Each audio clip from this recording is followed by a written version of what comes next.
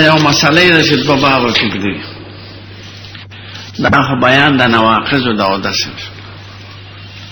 نو په جمله نواقض کې په خوا یو مسئله کې خلاف او د صحابه او د تابعین په دور کې هغه اختلاف ختم شوی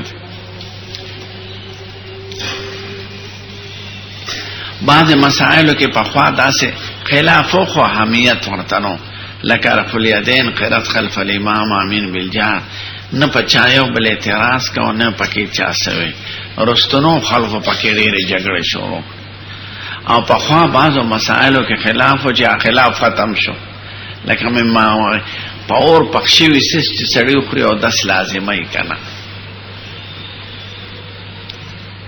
نو دغه جمع بین المتناقضین کوي نو اول باب کې دا ثابتای چې د خوراک د اور د پخشي نه او 10 لازمي کی او دویم کې ارتدا ثابتای چې دا مسله پر خودل شوی ده ترک الوضو نو ناسخ دې رستو ذکر کوي منسوخ مخکې مرجوح مخکې راجح رستو نو درو خبرو ته خیال الله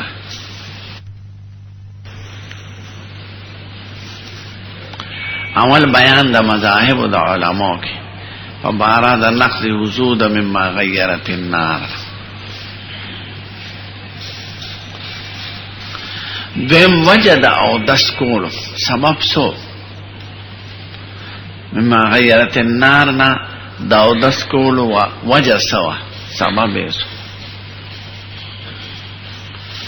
درم بے ترجیح دا مذہب منصور دا چپاغی عام علماء را روان دے او دا مما غیرت النار نا جوابون دا غوی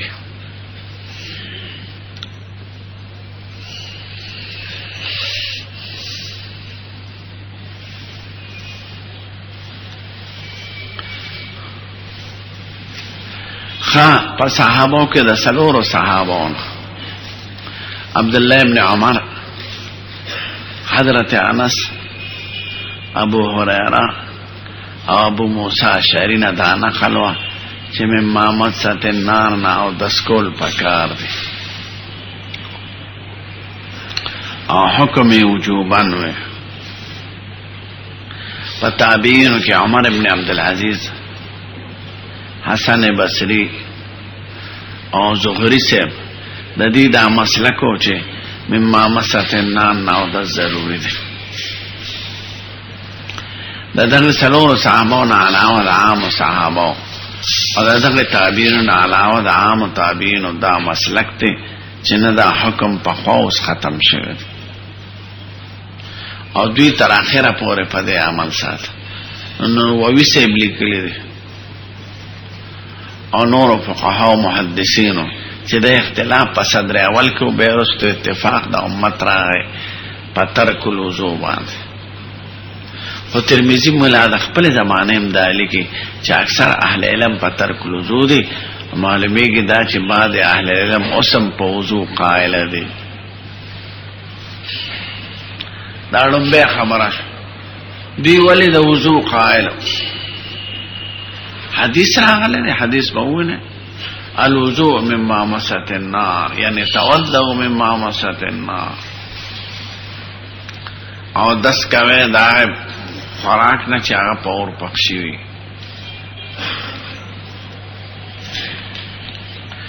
دور پخشي وي نه دا او دس حکم مل راغله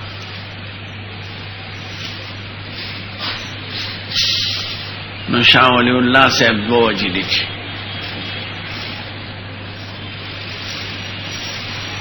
او امام شیرانی یو وجه لکی او حافظ ابن قیم بلا وجه لکی نو سلور وجه دی شاہ ولی اللہ سے بائی لدو وجهنا او دس حکم راغلو دا مما مست النار اول دارا چی مما مست النار خوراک سره مشابهت د ملائکو نه ختمي ځکه ملائکه خوراک نه کوي او خصوصا د اور سيزونو نه نفرت نو دیتا غیر اتفاقات تی شاوی اللہ صاحب کتاب د حجت الله البالغه لومبي کې اصول دي او یو کتاب دوه ایسې دي.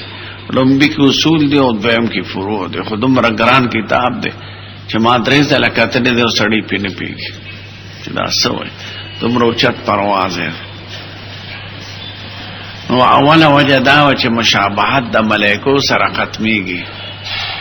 نو اودس د هغې یو تدارک دی، عبادت یو علاج دی د هغې د مشابه.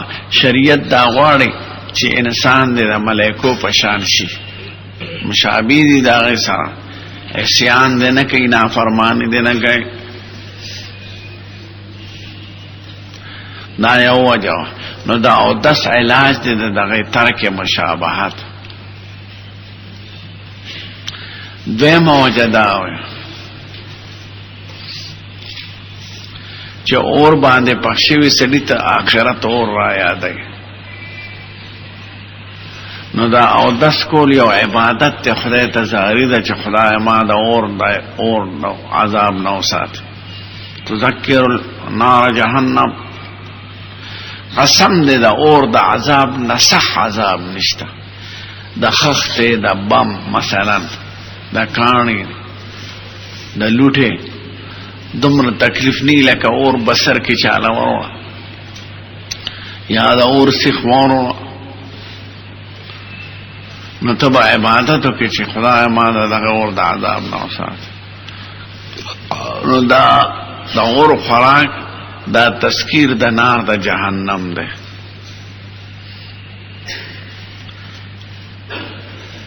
درې موجه شاه ولی الله صاحب لیکلی ده. دا دوه موجه شوي که نه شاه ولی الله صاحب دواړه موجه. درې موجه امام شیرانی لیکلی ده. او ای اور مظهر د غضب د خدای دی، د خدای قهر او غضب په شکل د اور کې څرګندېږي به. قسم دې دا مشتری او ستوری دی که نه. نو ما یو ځای کې کته رصدګاه کې دا ښکاري. نو د اور یو شغله ده او لیکي چې دومره په لکونو درجې ګرمي د دې د دنیا د اور نه زیاته ده.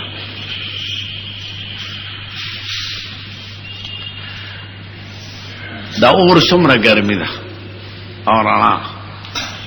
نو دا ساینسدانان وایي چې ټوله دنیا کې مصنوعي رڼا د بجلی په یو ګنټه کې وزن دی 6 چټاکې، او د انور ګرمي او رڼا چې مونږ ته رارسي د هغې په یو ګنټه کې وزن دی 4,480 منه. 4,480 من رڼا ده د انور په یو ګنټه کې. چې انور راوخېږي بجلی ټوله ختم شي که نه. دا انور چا پیدا کړی او دې له دا ګرمي د کوم سټیشن نه راځي؟ چېرته ګوډ سټیشن ورسره شته یا بجلیګر شته؟ دغه ذات چې دغه انور یې پیدا کړی دی او مشتری د مشتری خواته دوی راکټونه نه بوځي دغه ته میریخته بارات. ځکه مشتری دومره سخت د ګرم تک سور اور دی، ستوری دی خو د سور د اور ګوله ده او دومره لکه کارته ګرمي زیاته د دنیا د ګرمۍ.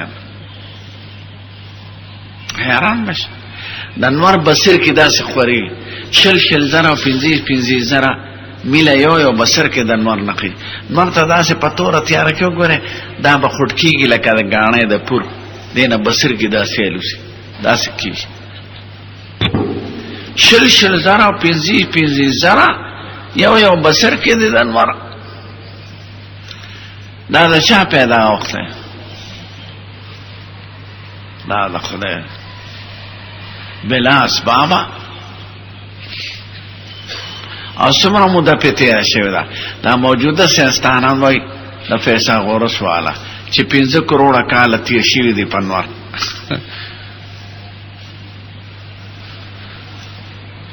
نه په رڼا کې فرق راغلی دی، نه پکې لوډ شیډنګ کېږي، نه پکې بل څه کېږي.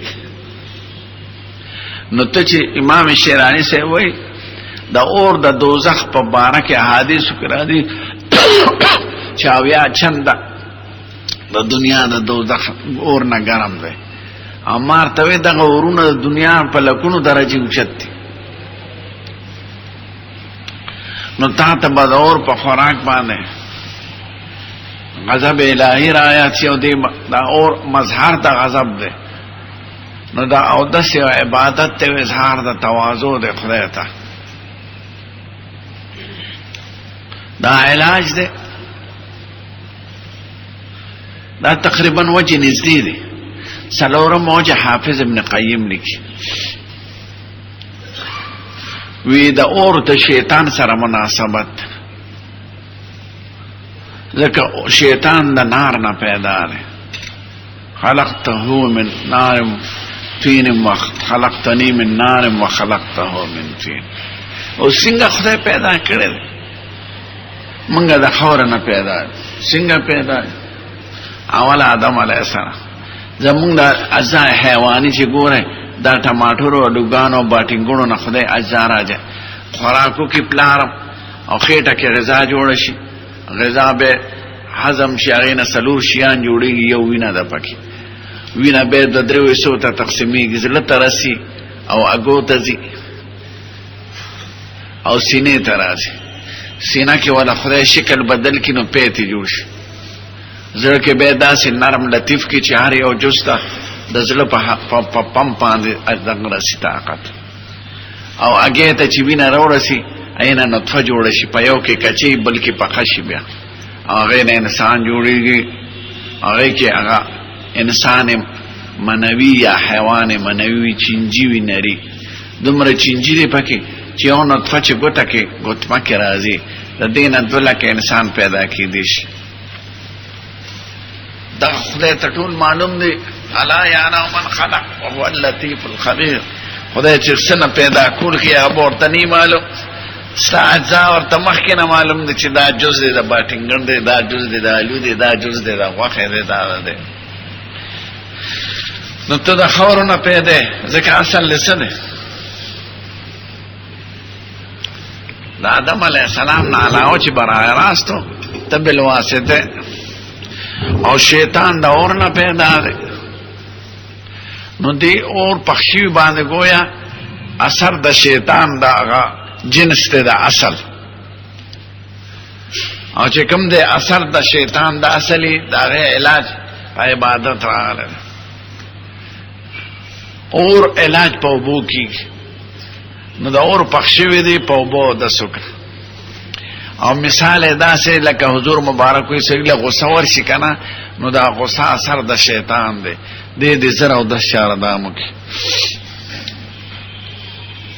چاله چې غصه ورشي د غضب علاج شریعت او د چاردام ښودلی. او چې غصه دی اول کینو چې ولاړی کینه او چاردام وکړه. که په چاردام ختم نشو نو په ځمکه وزغړه، نو غصه باندې ختمېږي. تواضع ځکه شیطان سړي کې لوی پیدا کوي چې ته خو داسې لیډر یې زنده‌باد نسواري. هلکه خپل حقیقت ته وګوره، دننه د اودسماتې نه ډکې او سهار وختي دومره غټه اودسماتې وکړې چې خر ته ټوپ نشي وهلی. دا خو ستا حقیقت دی او کنحه دی. ده منطقیان حقیقت ته کنحه وایي. تصور بالکنحه و بکنحی و بالوجه و بوجهی. نو دا 3 وجه عالمان وایي. خو چونکې دی وجوه ته د هر چا خیال نو، نو د عوامو دپاره آساني اختیاره کړی شوی. اوس دلیل چې څوک اودس لازم وایي د هغې دلیل وایو، بیا چې څوک اودس لازم نه وایي د هغې دلیل وایو، او دا ړمبینه جوابونه کوو. نو څه عبارت ته ګوره. باب الوضوء مما غیرت النار، یعنی باب الوضوء من اکل ما غیرت النار. مسح سره نه لازمیږي، او دس لازم دی د خوراک دا غشینه چې په اور پخشي وي. سلام علیکم عمر خلاص ناس بیان آیت محمد بن عمرو نبی صلی الله علیه و آله قال قال رسول الله الوضوء مما مست النار. او دست د خوراک دا غشینه چې مسکړی هغه لاره. دا جمله اسمیه ده او فائدہ کوي حصر او تخصیص، ځکه مبتدا معرفه د الوضوء مما ما موصوله ده، نو دا موصولات د معارف نه دي، معرفت قسم دي، نو چې مبتدا او خبر او مسند او مسند معرفي وي نو فائدہ کوي تخصیص او حصر. نو معنی دا ده چې او د صرف په مامست النار کې ده، نو دا حسینه ده الوضوء مما مست النار، او دس لازمیږي په عقل مما مست النار سره فقط، او دس خو په ډیرو څیزونو لازمي.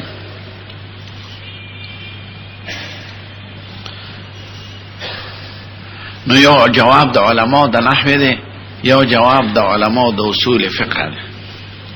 علماء د نحوه وی ټیک تا دا جمله اسمیه ده او تعریف ته جزئین او د جمله فائدہ کې حصر او تخصیص، او دا شرط چې هغه معدوله د فعلیین نه وي، نو دا معدوله د فعلیین ده. اصل کې الوضوء مما مست النار معنا توضؤ مما مست النار ده، او جمله فعلیه حصر او تخصیص نه راولي، نو دا جمله اسمیه معدوله د فعلیین ده په معنا د توضؤ مما مست النار، نو فائدہ کین حصر او تخصیص لرا. او علماء د اصول فقه وای چې دا حصر دی، حصر اضافي دی، ځکه بعض روایتو کې راځي چې الوضوء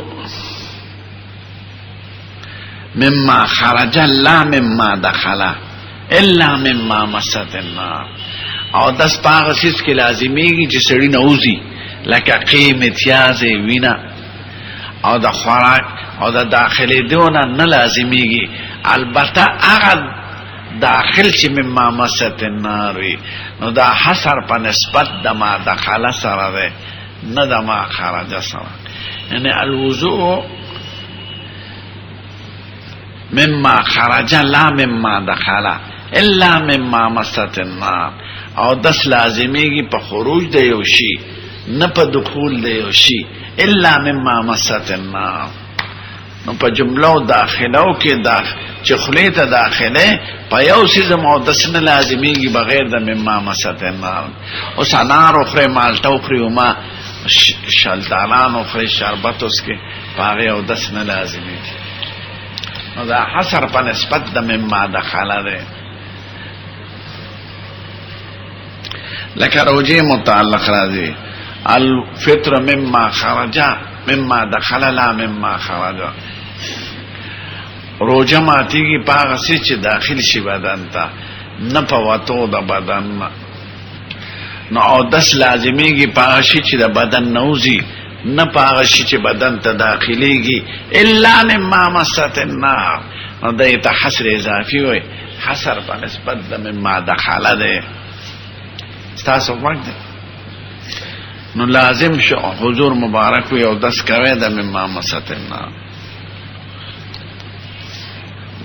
نو دغه ورته ولو من سور عقتن، اگر چې ټوټه ده قرطو دی خوړه، عقت خرط ته وي، سور ټوټه، سور وای ته وي، او سور قطعه ته وي، خدل تقطه ته مراد، او عقت یو جبن دی، یو عقت ته قرط، جبن د پایو نه جوړیږي، پنیر ورته مونږ وایو، او عقد د مستو د شملو نه جوړیږي، دیتا متر وایو، قرط وایو، او قراریت وایو.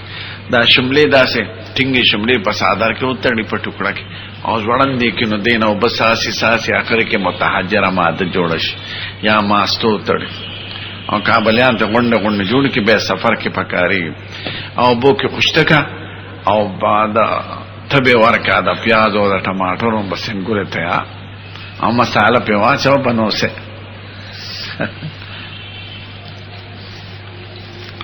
نو عقد معنا قرط، ولو من سور عقدن، اگر چې د ټوټې د قرط نه ځکه غم پور پخشوي یو دل. بعضې واړه د سپین سپین غړنان خرڅي په دکانونو کې کنه، اسوک ماشومان اسیم خوري اترسکونی.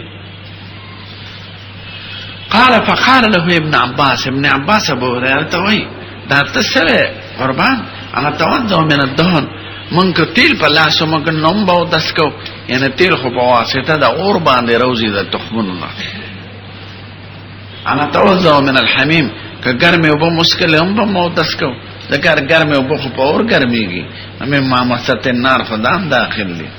دا تسره ورته ابو هريره ورته ابن اخي واره اذا سمعت حديثا عن النبي صلی الله علیه وسلم چې د سید الکائنات حدیث ضرور رسیږي فلا تضرب له مثلا غیله مثالونه متعه د رد پاره رد مکه وادب احترام دا چې ابن اخي ورته واره ځکه ابن عباس د حضور مبارک د ترزوی دی کنه ابن عمر یو ځل ویلو چې زنانو ته اجازه غواړي د جمعه دتلو اجازه ورته کوي نو یو ځای واخد یا بلال هغه ورته یې سه مونږ اجازه نه کو زل يتخذنه دغلا دا ورټګي یو ذریعہ جوړ کی نو پلار ورته دومره پخار شو ځرته د حضور حدیث یې مو ته داسې صح کنځلې مرته کو ټول عمر ور سره خبره نه کوله ذکرت د حدیث او معارضه د حدیث به جرم ده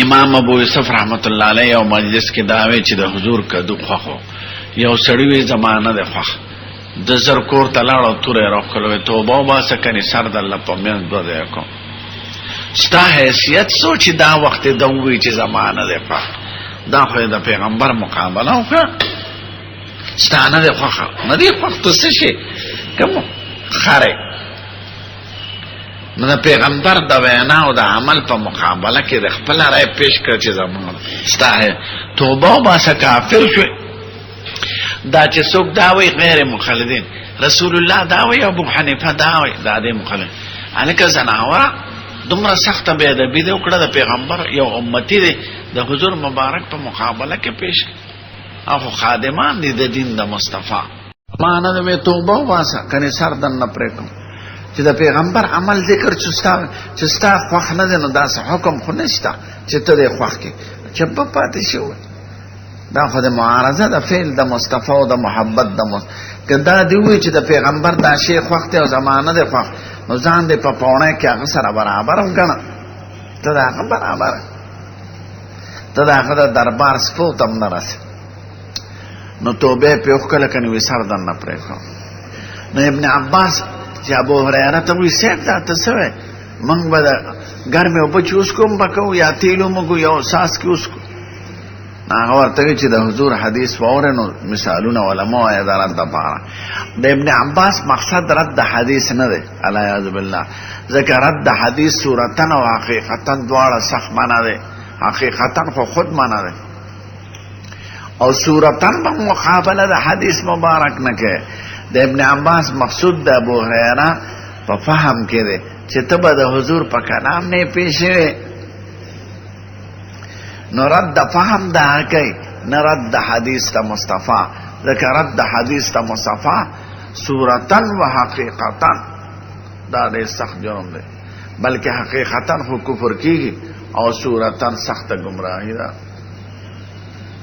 مونږ چې د علماء ته رجوع کوو نو په حدیث باندې د عمل د پاره درې خبرې ضروری دي عمل دا چې دا صحیح دی کنه دی صحیح تثبت د صحت دا نو دا صحت او ضعف معلومول دار چا کار دی دیم تثبت د معنا نه چې د معنا دا مراد دا دی او قبل سي دی دا دار چا کار دی دیم سلامتیا د معارضینا چې دې حدیث په معارض خو بل حدیث نشته مقابل ځکه چې دوه حدیث ارته پیش او دواړه معارضي لکه دا صورت یو کوي او د څه بل کوي اجت نشته د دې معارضي دفع بسنګ کو نو موږ علماء ته ځکه محتاج یو او به پاکانو علماء ته دا څنګه چې په 50 روپے باندې بدلیږي را بدلیږي عربي ولې د پیسې ورکې بزا یا یو رساله او کتل ازر حمار بلکه ما خو ته ځکه وي چې دا بیوقوفي کنه د عالم ته او د تقلید د درو خبره عمل بالحديث کا حدیث ټیک ته بسر او چش دا سکویلی شي چې حدیث باندې عمل نکو او حدیث باندې عمل د پاره خدای شرط دی اول تثبت د صحت چې دا صحیح دی که ضعیف دی دویم تثبت د معنا نه چې معنا هم دا ده قبل ده دریم تثبت د سلامتیا د معارضینا چې معارض حدیث مبارک خو نشته نو دا دار چا کار دی دار شمالی اتحاد والو د لغمان مولا نو ابن عباس مقصود معارضه د حدیث نه مقصود دا چې قربان تاسو په پیښوي نه بس هغه ابو هريره په خپل خبره دی ابن عباس چې کې کشر نو ورته به نور شنو وی په دې باب کې دومره قال ابو سعد خبر بعض العلماء الوضوء مما غيرت النار دا بعض علماء دا مسلک ته دا سه معلومي چې ترمذی ملازمانه پر سه اختلاف واكثر اهل من اصحاب النبي صلى الله عليه وسلم والتابعين وبعضهم على ترك الوضوء مما غيرت النار او اکثر صحابه او اهل علم تابعين وغيرها اپا ترک الوضوء او باب فی ترک الوضوء مما غیرت النار ترک داغه معارض باب مقابل حدثنا ابن ابي عمر قال سنا سفيان قال سنا عبد الله بن محمد بن عقيل انه سمع جابر قال سفيان هو عبد الله بن محمد بن عقيل په واسطه نقل کړه جابرنا وبل سند ذکر کوي حدثنا محمد بن منكدر عن جابر قال خرج رسول الله صلى الله عليه وسلم معه جابر سے وہی حضور مبارک تلو او زو ور سره مفدخل على امراه من الانصار یو انصار یو بیبي کرا ورغه وذبحت له شاتم هغه ولا ګډه لال شات ګټ وای کناری ک خزیداته د تانیس نه راخه ته د دې ته د وحدت وای نو ک ګډي ک ګړی به شات ګټم یو چیلی تم وای او غنم صرف دوان صرف ګټ وای او ماء صرف چیرلو ته وای بوزرا مې ګویا او غنم او شات هم د غنم ګډه چیرلې شات ګډه چیرلې او دوان گاو میشنا میں گویا گڑتا او مائس صرف چیر لیتا عربی خوصی عجبارا پا لگ لگ خبرو بانے فرق نو شاعتی یاد کرده دو گڑای چیر لی ناری خزی ٹولو تا شامل لی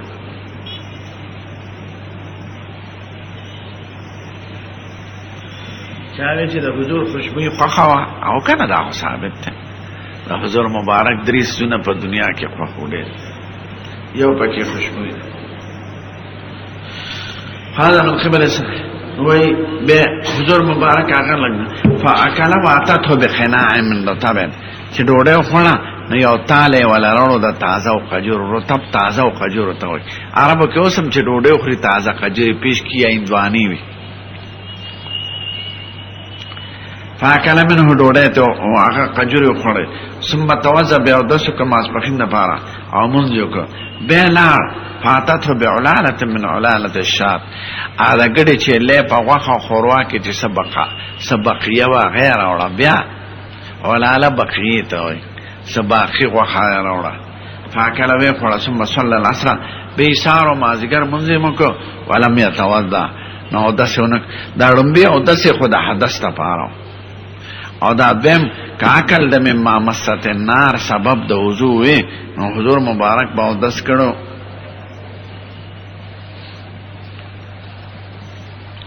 ابید جابر دا حدیث مفصل لاغلی پا ابو داود کی بیوی وکان آخر الامرین رسول اللہ صلی اللہ علیہ وسلم ترک الوضوء مما مست النار آخری عمل دا حضور ترک الوضوء دے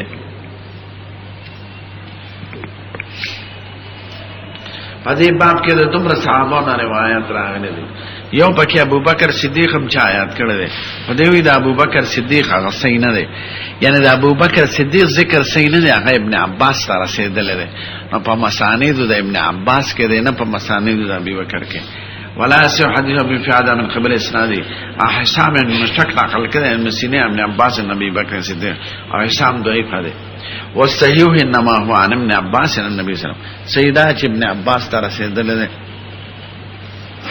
هكذا رواه الحفاظ وروي من غير وجه عن ابن سيرين ابن عباس النبي صلى الله عليه وسلم ورواه عطاء بن يسار وكرمته محمد بن عمرو بن عطاء وعلي بن عبد الله بن عباس وغيره واحد عن النبي صلى الله عليه وسلم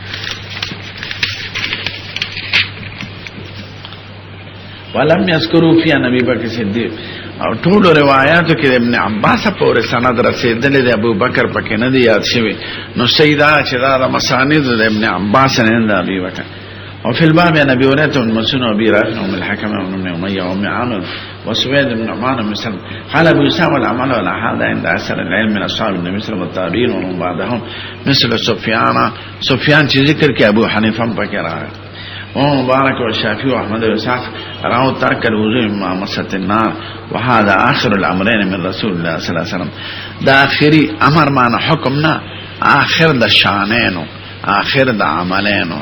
عمل معنا فعل او شان او کار د مصطفی. آخری دو کارو کې ترک الوضو دی. وکأن هذا الحديث ناسخ للحديث الاول، گویا چې دا آخر الامر شو، نو عمل خو په آخری باندې، نو دا ناسخ دی د ډومبي عمل چې هغه حدیث ته وضو مما مست النار. قد بابا برال زمون مخکې یو نه وضو معلومیږي، بل نه ترک الوضو. هغه اختلاف ختم شوی. نو د وضو حکم چې راغلو، نو دلته یو جواب ته اشاره وکړه او علما مجموعه درې جواب کوي. د جواب داو چې اول حکم د وضو، به حکم به عمل د ترک الوضو راغی. نو اخیری امر باندې به عمل کیږي او هغه عمل د وضو منسوخ دی او عمل د ترک الوضو ناسخ دی. او قیدم دادا انما یوخذ بالآخر فالآخر من امر رسول الله صلی الله علیه وسلم وقوله وفعله. د حضور په اخیری عمل او قول او فعل به عمل کې.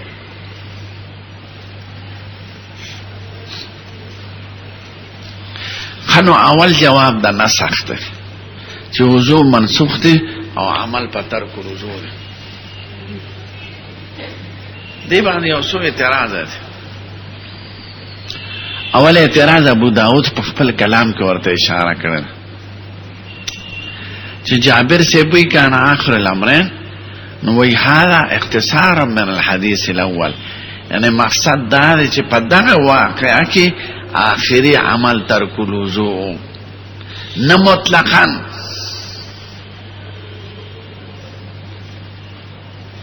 آخری عمل پدا و هذا اختصارا من الحديث الاول. دا ابو داود کې پدا واقعه کې اول وضو کړو به ترک الوضو. علماء پیرت کوي چې دا څه خبره ده. دا ولی به ذکر کیږي چې آخری امر ترک الوضو، به رستو د دینه پس چرته یو واقعه راغلی دا د سکولو چې راوی دا ذکر کوي چې آخری عمل په دغه واقعه کې ترک الوضو شو. نو ترک الوضو نه آخری عمل ترک راغی دا اکلمه، نو به چرته رستو راغلی دی عمل بالوضو په محمد صلی الله علیه. ابن حزم ظاهری پیرت کوي، محدثین پیرت کوي چې دا اخر الامرین په دغه واقعه کې دا خبره بلا دلیل ده. دا مستقل حدیث هم دی چې دا جابر نه نقل دی. کان آخر الامرین من رسول الله صلی الله علیه وسلم ترک الوضوء مما مست النار. دا یوا نو چې ته اختصار د اول نه دی، د دې څه قرینه نشته، ځکه دا مستقل هم ذکر. دویمن د نسخ علامه دا چې دو حدیث مبارک ای او پته نه لګي چې اخیری کم یو دی اول کم یو دی. عمل د خلفاء راشدین ته وګوره، ځکه خلفاء راشدین په اخیری عمل باندې پاتې دي. هغه د حضور جون تکتل. دغه بخاری به دا باب ذکر کی او وی واکل ابو بکر و عمر و عثمان ولم يتوضؤوا. خلفاء راشدین خوراک کړه دی او د سینه دی کړه. معلومه دا چې خلفاء راشدین عمل دا علامه ده دی چې آخری عمل د مصطفی ترک الوضو. دا غیر مقلدین درې طلاق یو غني کنه. خنو عمر فاروق زمانہ کې وی دا خو هغه درې کړل. کنه چې عمر کړو نو به ولې تاسو دا کوي؟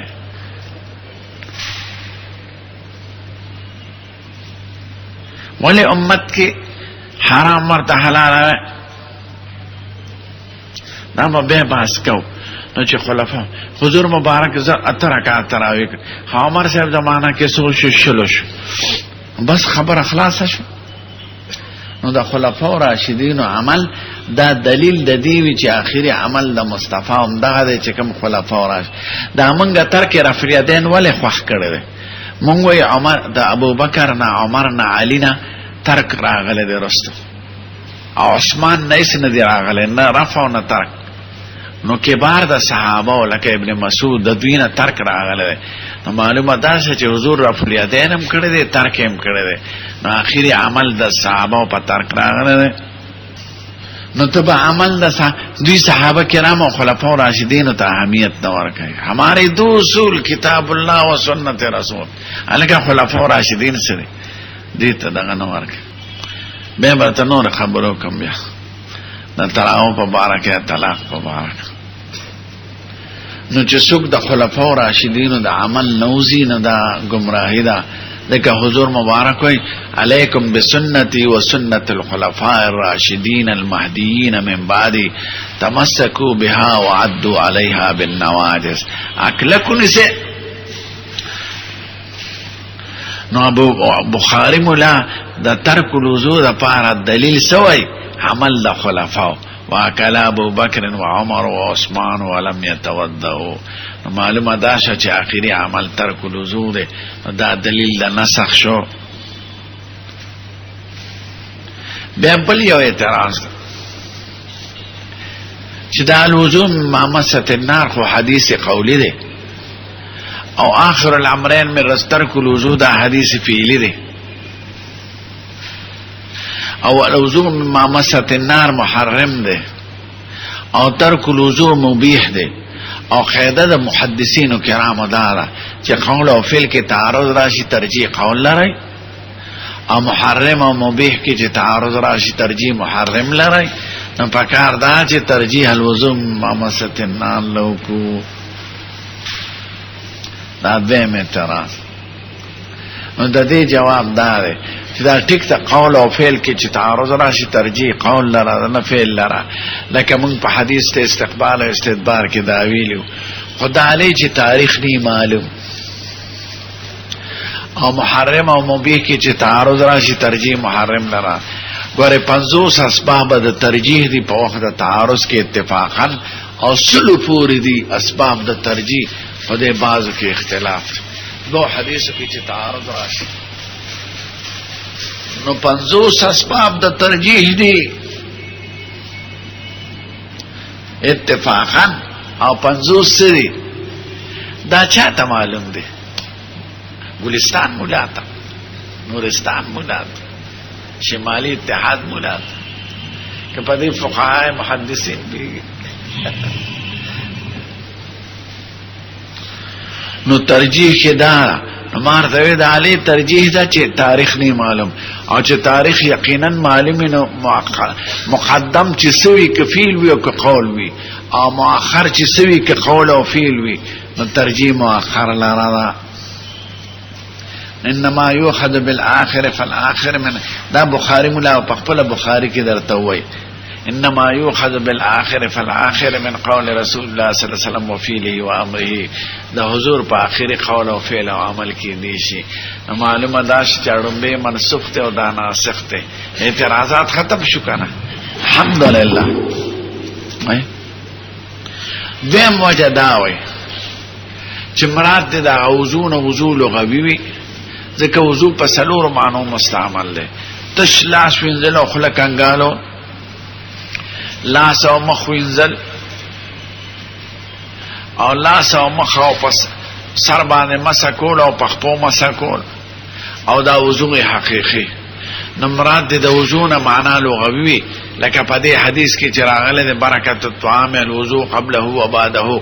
طعام کې علی برکت راځي چې مخ کې تی وضو کې او وروسته تی وضو کې او ټول علماء مراد نه لاس کنګالول او خلق کنګالول دي او دې ته وضو ویل شوی دی او ډیر زینو کې صحابه پخپو مسا کړی دا وی هذا وضوء مما من غیر حدث او کله الله سو خلی کنګال کړه په مخ او لاسونو باندې ګوتې راخلي دا غوړ لاسونو وی هذا الوضوء مما مست النار. نو وضوء په معنا لغوي سره غشته نو تعارض ختم شو چې وضوء نشته په معنا شرعي سره او وضو شته په معنا لغوي سره نو لاسونه وینځه او خلک انګال. دیم توجیه کوي چې دا د خواص د امت لپاره ده چې څوک زاهدین او د آخرت فکر ور سره ډېری او معرفت الهي ور سره زیاتی ناغي چې دا نعمت خوري نو ورپسې او د سکی چې شکر د نعمت ته خدای ادا شي نو د خواص د امت لپاره ده چې مشغولې په تزکیه د نفس او عارفین بالله وي نه د عام نسواریانو د پاره. نو یا خو منسوخ شو یا مراد دا وضو نه معنا لغوی ده یا د خواص د امت لپاره وصلی الله تعالی